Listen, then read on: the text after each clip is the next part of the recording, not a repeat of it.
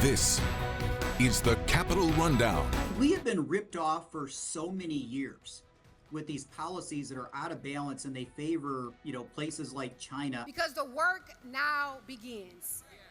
The work of rebuilding. These good people are helping us out to make it for our food since the food stamps have been turned off. So I'm blessed. It's all straight ahead. The Capitol Rundown starts now.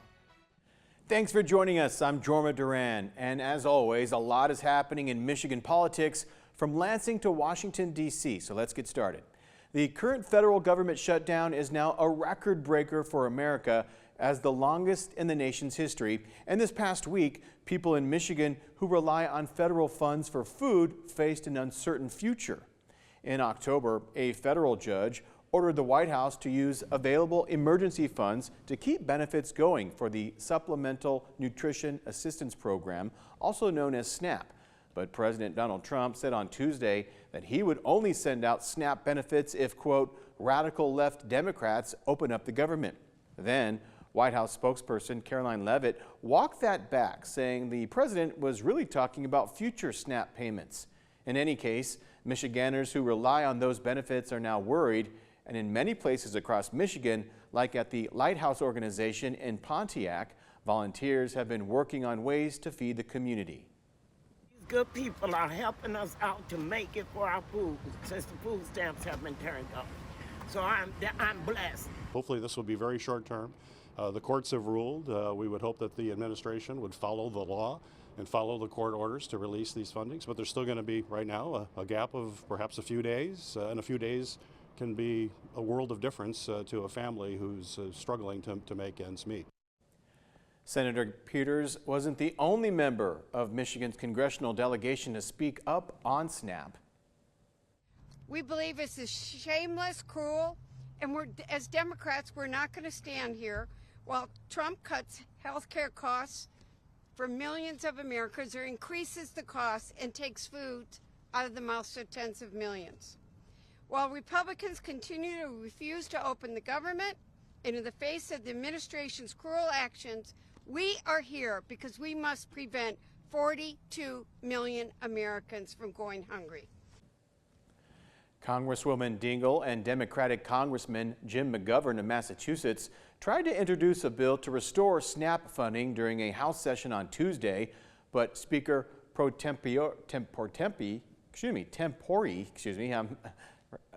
Carolina Republican did not acknowledge them. Speaking of Republicans, while speaking about the shutdown this past week, Congressman Tim Walberg of Michigan put the blame on the Democratic Party.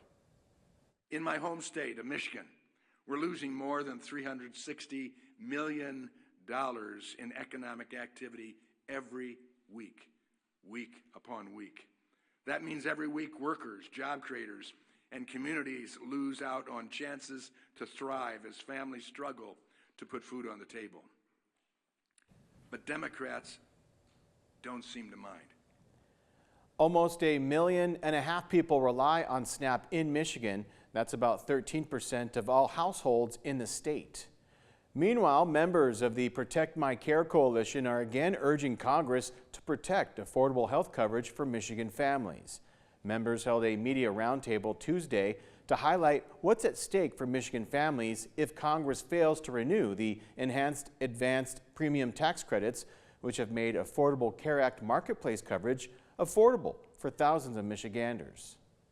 We want to make sure that we're bringing it back to affordability because in our country, our healthcare system is dependent on affordability. And we know that the tax credits are an important way to make sure that people have access to care. And if they don't have insurance, there's all kinds of data out there that people delay care, they seek care when it becomes their chronic condition becomes unmanageable. Organizers say that without renewal, many people could see their premiums double or more. Well, coming up on the Capitol Rundown, we'll check in with our Capitol correspondent to find out what's happening behind the scenes in Michigan politics. And right after the break, we'll go to Detroit to see how voters there made history. We'll be right back.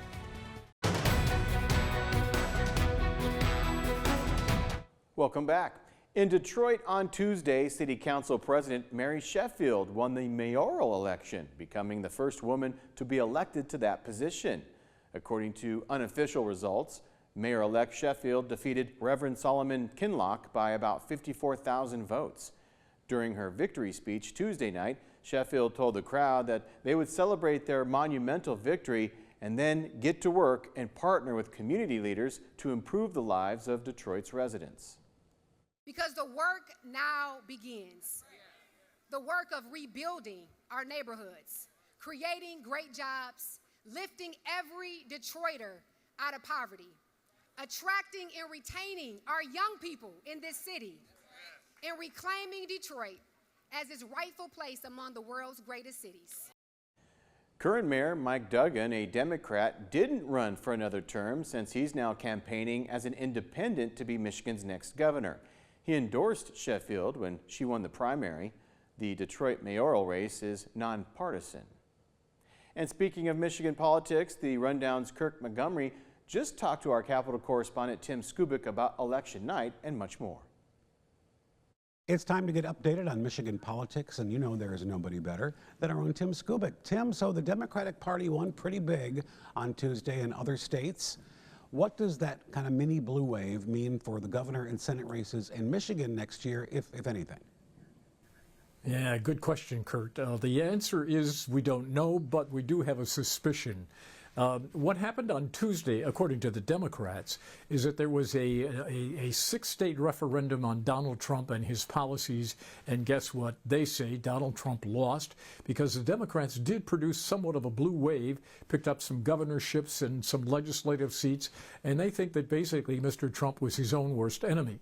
Now, of course, the Republicans and the Trump supporters say, you know what, this stuff happened in blue states. They were Democratic to begin with, so no big deal. But as far as the implications in Michigan, if you're a Republican governor candidate and you're interested in a Trump endorsement, your interest is still there because you know you've got to have the Trump supporters, maybe 36% of the voters who are ready to vote for somebody that Trump endorses. So they're not bailing out on this president at all, and they were not overtaken by this blue wave. However, Steve Mitchell, a pollster for us, who basically said, here's the deal. It was a referendum on Donald Trump. But be careful. There's a whole year before the next election, and lots can happen. So there's uncertainty as to whether Mr. Trump's popularity will be a plus or a minus. On Tuesday, for many Republicans, it was a mixed bag. For many Democrats, it was a huge plus. Well, you know, you mentioned the government shutdown, and schools now are looking at ways to try and help kids who won't have food after this SNAP benefits have stopped. How could they do that? Well, basically what they're trying to do is rearrange their budgets so that they can get more than free breakfast and free lunch. What they're doing in some cases, according to one superintendent association, is that they're actually giving food to the kids to go home at night. And as the schools point out, schools are home, or the kids are home over the weekend, they are home at night, and if they don't have food, that's a bad look for the education people who think education is tied to a full stomach, not an empty one. Now, we also are learning that the governor and Speaker Hall have allocated $4.5 million to the food banks around the state, who are now divvying up that money. That, of course, is not going to be enough, and even though part of the SNAP benefits are coming back, the state is prepared to find more money to pour it into the food programs through the food banks. And one of the first places the Speaker of the House wants to look at is pork barrel spending. In other words, he's going to ask lawmakers to give up their special projects to put a little pork on the tables of people that need it. Well, coming up later, the federal government shutdown is making another big impact in Michigan when it comes to upcoming Veterans Day events. But first, you'll hear from Republican candidate for governor Tom Leonard. That and much more is coming up next. Welcome back. Among the many candidates who want to be Michigan's next governor is Republican Tom Leonard. He's a former Speaker of the State House and ran for Michigan Attorney General in 2018, losing to Dana Nessel. He talked to the Rundown's Brad LaPlante about his main goals if he becomes governor. some of your policies, that you've run on as governor, specifically, you've said that you want to make Michigan a growth state. I'm just curious, what does that look like for you, and how would you implement that? Yeah, absolutely. I mean, listen, when you right now, Brad, the only state that Michigan beat for population growth the first 2 decades of this century was West Virginia. We are currently 48 out of 50 in unemployment, bottom 10 for income growth. And I think one of the most damning statistics that we're looking at right now is the fact that only 75% of our fourth graders can read at a proficient level. So I've been very clear that I want to make Michigan a growth state again.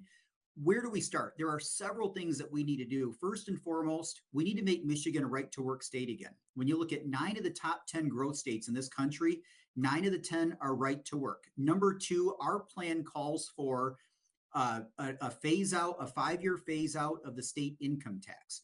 6 of the top 10 growth states right now have either a substantially lower income tax rate than Michigan or no income tax rate at all. And in fact, Indiana, they've begun the process. They started the process of phasing their income tax out. So if we don't get on this, we're going to continue to lose our young loved ones just south of the border.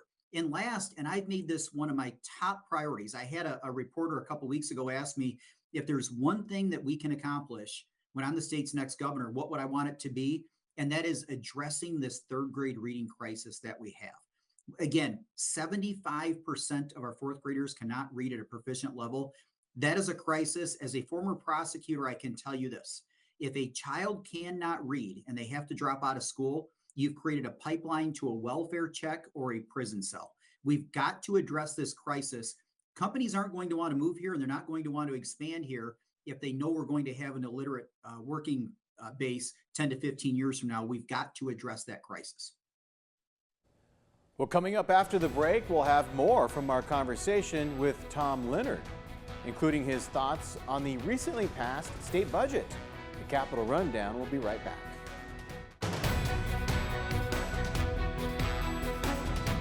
Welcome back. Here's the second part of the Rundown's conversation with Republican candidate for governor, Tom Leonard. We just had an election, right? One of the biggest talking points, takeaways. People are very frustrated with the economy, the cost of, inflation. I want to ask first about Trump's tariff policies. And there's a big tariff. Last I checked, it was 25% on automobiles, some auto parts. Michigan's a big tariff state, and that's in addition to a baseline 10% tariff. Do you agree with these tariff policies and, what that might mean for Michigan workers? Yeah, I mean, we have been ripped off for so many years with these policies that are out of balance and they favor, places like China. I certainly agree with the concept and what he is trying to do. But the question I've been asking, and this came up at our Republican debate last night, a question very similar. And I said, I think the question that we need to be asking here in the state of Michigan is this. What happens if and when the Trump policies work and thousands of manufacturing jobs come back to the United States? Will those companies choose Michigan? And what I would argue is when you've got a tax structure that is not as competitive as other states, when you've got a regulatory structure that's not as competitive as other states, when you're not a right to work state, I believe that those companies are going to choose southern states like Florida and Texas and Kentucky, and again, maybe even Indiana or Ohio. So we've got to make Michigan as competitive as we can to ensure that when those tariffs do work and manufacturing comes back, and I believe you're already starting to see it. I mean, you've looked at some of these companies like Apple. Have already said they're going to start investing billions here. General Motors, I mean, they're reopening a plant here. I believe they are going to work, but we've got to make certain that we've got the right policies in place to ensure that these companies are going to choose Michigan, not some other state. I read that you also have said that you would not support the state budget that Michigan passed this year. I want to know why. So the big one was the decoupling and the tax increase on our businesses across the state. I mean, under the big, beautiful bill, there were some very advantageous tax cuts, if you will, for our businesses. And basically the way that was applied to Michigan, that was essentially taken away with this budget and the legislation that was passed. And I would not want to put a bigger burden on our businesses, but I've been very clear about the budget. When I left as House Speaker in 2013, the state budget was $58 billion. It's now $83 billion in less than 8 years. No person I talked to has received that kind of pay raise, yet state government has. So my plan with the budget has been this. Accountability is a big thing for me. And I believe the best way to hold the governor accountable with the budget is to go back to zero-based budgeting. What does that mean? If you want to find the fraud, waste, and abuse, typically what happens is a governor will start from the budget that was passed the year before, and you just continue to see this budget get added on to. And there's these line items in there, and there's these programs that some of these legislators look at and they say, I don't know if they're worth it or not. What I've said is this. I want the legislature to hold me accountable. So instead of me introducing a budget that's based on the budget from the past year, we're going to zero the entire thing out. And I want my department heads and I want my staff to have to justify why every single line item needs to be put back in that budget. That's where you find the fraud, waste, and abuse, is to make certain you're holding the governor accountable. And that's what I want the legislature to do. Well, still to come, find out how the federal government shutdown is impacting Veterans Day. After the break, we'll tell you what leaders at national cemeteries here in Michigan are saying about upcoming events. Welcome back. The government shutdown is felt across the state, including events planned at national cemeteries in Michigan. The two major national cemeteries in our state normally host Veterans Day events every November. Those are at Fort Custer National Cemetery in Augusta and Great Lakes National Cemetery in Holly. But this week, the U.S. Department of Veterans Affairs, which oversees the cemeteries, announced those events will be canceled because of the shutdown. The cemeteries will stay open during daylight hours for visitors to continue to pay their respects. And that's our show for this week. Thanks for watching the Capitol Rundown.